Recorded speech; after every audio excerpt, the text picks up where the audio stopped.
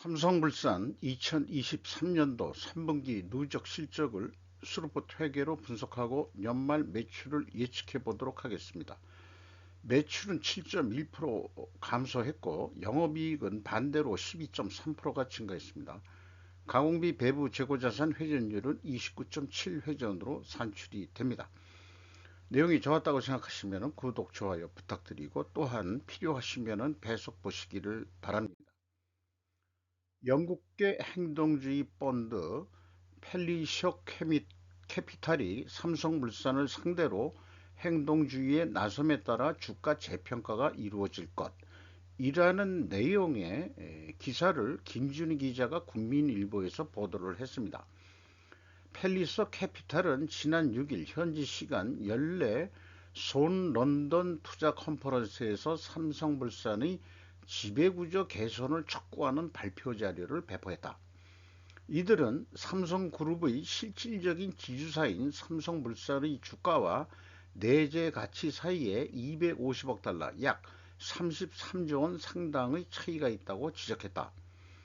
이날 기준 22조 원 수준인 삼성물산의 기업 가치가 실질적으로는 50조 원 이상이라고 본 것이다.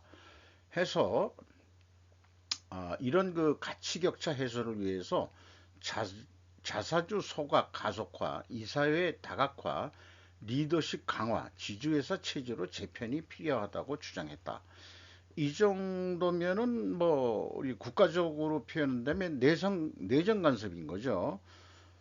몇 프로의 지분을 가지고 행동주의 펀드가 이렇게 요구하는지는 잘 모르겠습니다만은 또한 영국계 자산 운용사인 시티 오브 런던 인베스트먼트도 지난달 삼성물산에 주주 서한을 보내 보통주 1주당 4,500원을 배당하고 내년 연말까지 5천억 규모의 자사주를 매입하라고 제안했다.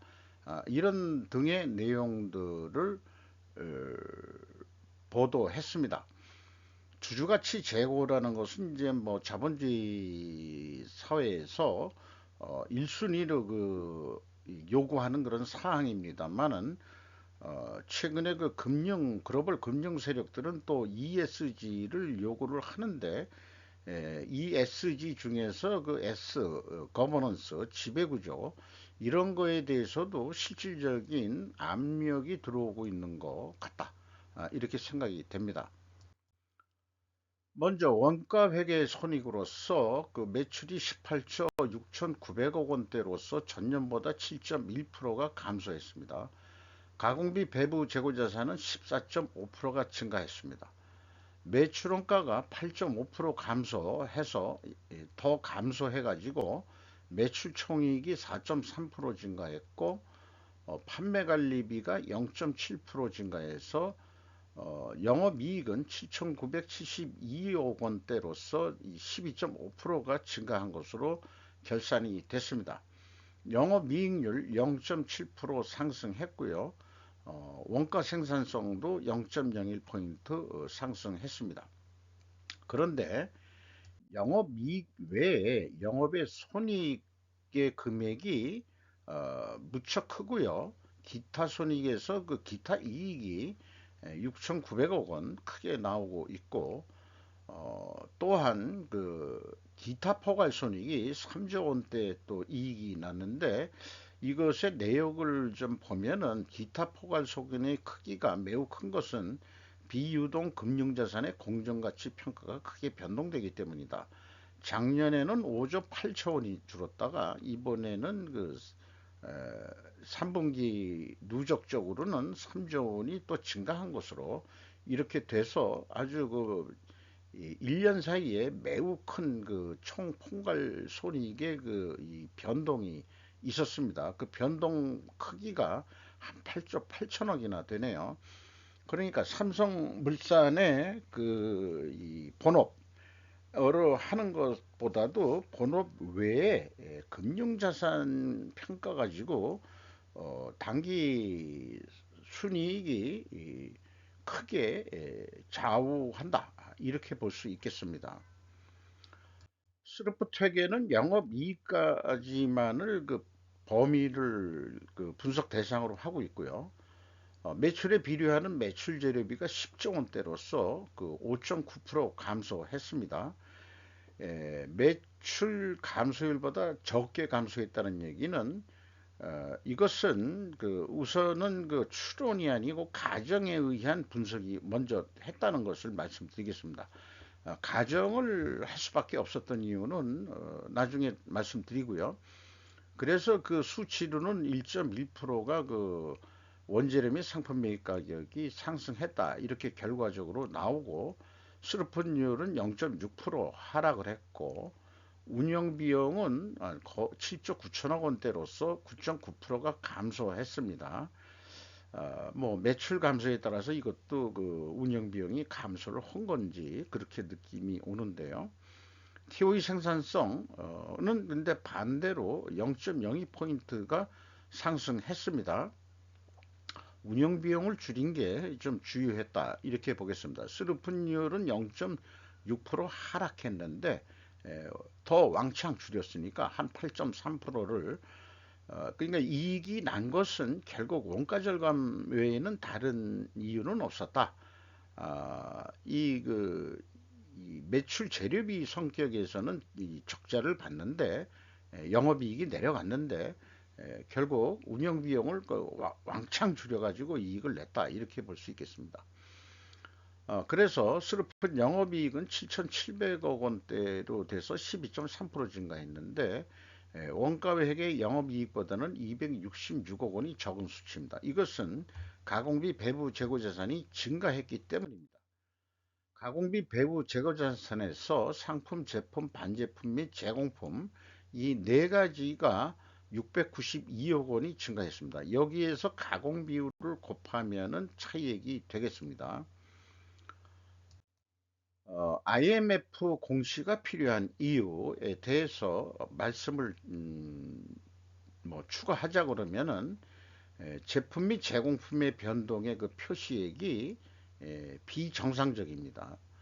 어, 그렇기 때문에 표준적인 그 표기 방법도 안 하고 있어요. 삼성물산이. 음, 그 삼성그룹의 지주회사 성격 정도라면은 좀 투명하게 공시를 해야 되는데 비성분 데이터를, 근데 분기에는 또 안 했기 때문에 요것은 22년도 거를 비교해서 얘기를 해본 겁니다. 연간은 공개했어도 그 MC 이 매출원가 재료비인데 이거를 뭉뚱그려 가지고 표기를 해 가지고 재고자산의 변동액과 그 원재료 및 상품 매입액 이런 것들이 그 구분이 되질 않습니다. 그래서 이와 같은 재고 관리 흐름, IMF 인벤토리 매니지먼트 플로우, 이게 이런 식으로 그 좀 공개가 돼야 좀 더 그 사실 이런 것도 주주가치 제고에 저는 기여한다고 생각을 하고 있습니다. 그래서 이것을 어떻게 분석해냈냐 그러면은 가공 비율이 1.7% 내려간다고 가정을 했습니다. 왜냐하면은 원재료 가격이 상승한 거로 어느 정도 표현이 나와 있거든요. 회사 공시 자료에. 그래서 원재료 가격이 올라갔으니까 가공 비율은 상대적으로 내려갔을 거다. 이거 해서 역산으로 다 풀이를 해낸 겁니다.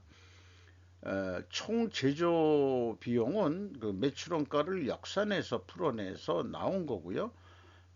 여기에서 그 가공 비율을 곱하면은 그 가공비가 6조 2천억 원대가 나오죠. 이 가공비하고 판매 관리비를 더한 게 거꾸로 운영 비용이 되겠습니다. 그럼 비성분 합계액에서 운영 비용을 뺀 게 MC 매출원가 재료비가 되죠. 이거를 표준적으로 본다면 재고자산의 변동에서 WCAI의 그 재고가 692억 원이 증가했으니까 비성분에서는 마이너스로 표시가 되고요. 원재료 사용액 및 상품 매입액은 이 9조 9천억 원에서 이 재고자산의 변동액을 빼면은 원재료 사용액 및 상품 매입액이 나오게 되겠습니다. 이렇게 이제 분석을 해낸 것입니다. 그래서 그 가공 비율이 가정이기 때문에 나름대로 뭐 정확성은 확인되기가 어렵지만은 그럼에도 불구하고 원가 회계하고의 이 영업이익 차이가 왜 나느냐에 대해서는 충분히 논리적으로 설명이 가능한 것입니다. 그래서 재고자산 매출원가 회계 투명성 검증 3단계로서 1, 2단계는 제가 맞추어 준 수치니까 의미가 없고요. 현금 흐름표상으로는 일치를 합니다. 그런데 요거를 현금식으로 읽어보면은 현금이 472억 원이 나갔으면 재고가 472억 원이 증가해야 되는데 무려 2천억 원이 증가했습니다. 그래서 1543억 원이 어디서 굴러 떨어져서 들어왔어요. 그래서 이것이 재고자산 대체에 따른 장기 미수금 감소다. 이렇게 얘기했는데 매출 채권에 장기 미수금이 포함된 건지 그것도 불분명하고 이렇게 표시를 해서 어떻게 미수금이 재고로 받았다는 얘기 아니에요? 미수금을. 장기 미수금을 재고로 변제를 받았다? 1,500억이나 되는 거를 이런 거래들이 과연 그 정상적인 거래인가? 이런 게 또 의심이 갑니다. 운영 비용은 2022년도 거를 가져왔는데 평균 인건비가 궁금해서 인원수는 그 3분기 말 현재 인원을 적용했습니다. 그래도 2억 원대가 됩니다. 평균 임금이. 이게 뭐 삼성전자나 뭐 이런 데보다도 일반 대기업보다도 2억 원대면은 이거는 미국 뉴욕시의 그 4인 가족 그 연간 소득보다도 한 5천만 원 이상 더 많이 받는 수준이 되겠습니다. 그러니까 뉴욕 시민의 일반 4인 가족 소득보다도 엄청 높은 한 25% 이상 높은 수준의 임금을 받고 있는 게 삼성물산이다. 이렇게 비유를 해볼 수 있겠습니다. 경영평가 지표로서요, 그 재고 회전율이 29.7%로 내려갔습니다. 삼성물산이 그래도 이게 재고 회전율이 높은 이유는 무역 상사 부분이 있기 때문에 재고 회전율이 상품이 있기 때문에 회전율이 높은 것으로 되어 있고요. 또한 건설 부분도 또 하고 있고 옛날에 그 제일모직하고 옛날이 아니고 몇 년 전에 제일모직하고 합병하는 바람에 패션 이런 사업 부분도 있어가지고 업종이 복합적이라서 이 전체적으로 본다는 것도 뭐 크게 원인 분석하는 데는 좀 힘들지만은 그냥 전체 흐름을 볼 때는 뭐 이상은 없을 거라고 생각은 들어요. 그래서 재고 회전율이 하락했고 수르픈율도 그 하락을 했습니다.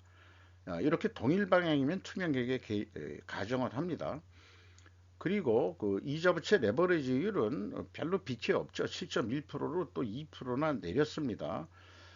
삼성물산이 이 정도로 부채를 갚아 나가는데 다른 상장 대기업이나 우리나라 중소기업은 지금 그 경기 악화로 인해 가지고 부채 같은 거를 막 줄여 나가야 되는 그런 상황으로 알고 있습니다.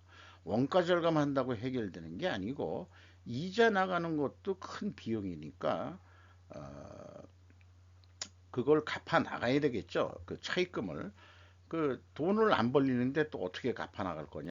뭐 이런 것들이 이제 그 경영의 난제로 들어올 것 같습니다. 이자 보상 비율이 그 7.2배로서 그 떨어졌습니다. 그래서 말씀드린 대로 투명회계 가정을 충분 조건 논리 도표로 표현한 건데 투명하다는 것을 입증도 해야 돼요. 투명하다는 것도 원재료 및 상품 매입 가격 상승과 판매 가격 하락으로 역방향 데이터가 입증돼야 된다.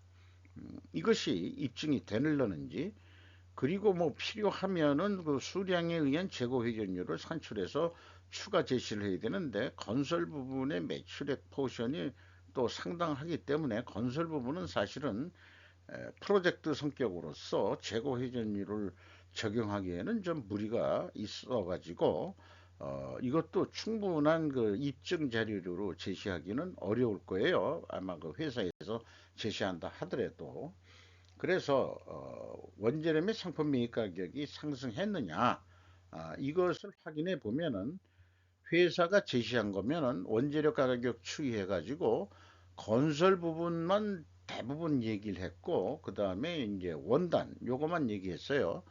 그래서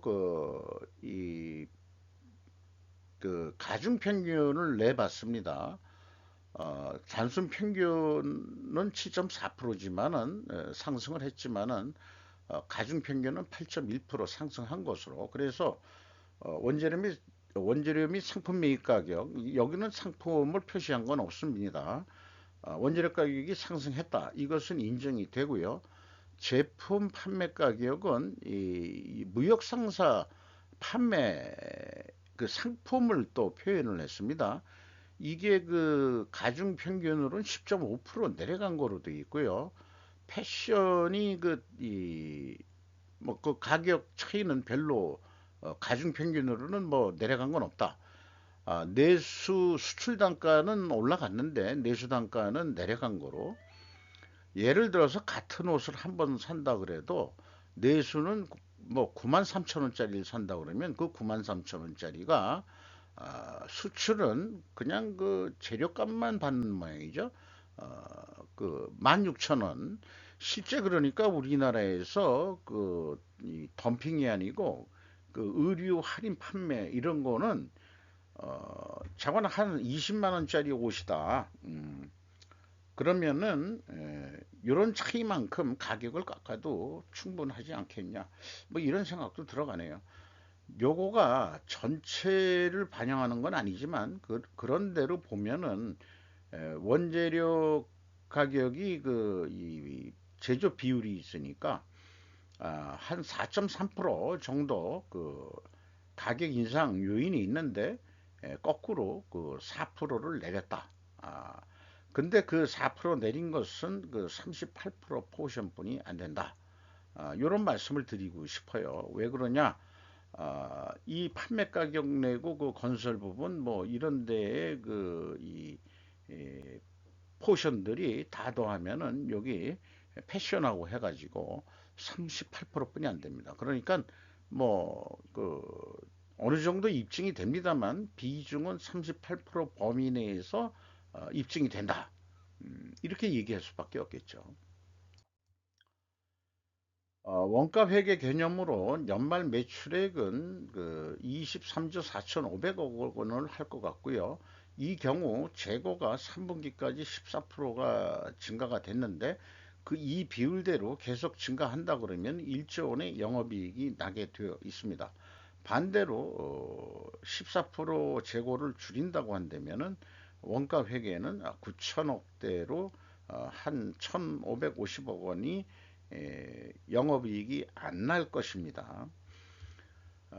그러니까 재고자산의 증가에 의한 영업이익의 증가는 사실은 신기루다. 이렇게 얘기할 수 있겠어요. 스루풋으로 본 것은 23조 3,500억으로 예측이 됩니다. 그 경우에 1조 원대는 안 되고 한 9,400억 정도 이익이 되는데, 이익을 더 좀 내보자고 해서 재고 회전율을 0.9%, 그 크게 노력도 안 해요. 조금만 40회전만 해보자 그러면은 매출은 23조 한 6천억 원대를 달성해서 1조 원은 넘었을 것 같다. 재고 회전율을 40회전만 어떻게 성공시켜 보자. 그래서 스루풋은 원가 회계 기준보다 좀 적게 그 예상이 됩니다. 그래서 이러한 통계치들에 대한 통계 결과의 4분면 매트릭스 편인데 재고가 증가했죠. 그러면 스루풋은 어떻게 나오냐 그러면은 영업이익이 감소합니다. 원가회계보다. 그리고 판매가는 원가회보다 낮게 나오는 이 카테고리의 범주에 들어간다. 그래서 제 그 예측은 맞다. 음, 이렇게 좀 말씀드릴 수 있겠어요. 현금 재무지표로서 어, 프리캐시 플로우, 잉여 현금 흐름이 중요한데, 이 캐펙스 그 비유동 자산은 그 금융 자산 때문에 이거는 가치 평가 때문에 돈이 4조 4천억이 나간 거로 이렇게 됩니다만은 그래서 프리캐시 플로우를 보면은 채권자가 3,723억 원의 돈을 가져갔어요. 그래서 이자 부채율이 그 내려간 거죠. 9.1%에서 7.1%로 내려갔고, 그런데 이제 남아있는 차입금은 이자 비율이 좀 높은 것만 남아있는 것 같습니다. 그리고 주주잉여 현금 흐름은 1%대 정도 ROE 1% 정도뿐이 나오질 않습니다. 아, 잠깐 실례하겠습니다. 어, 그리고 이 최종 530억 원의 현금을 잃었다. 이렇게 얘기해 볼 수 있겠어요. 캐시 프로가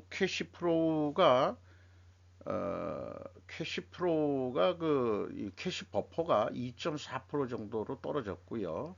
이익 인정금률은 93.5%로 증가했습니다. 잠깐 실례하겠습니다.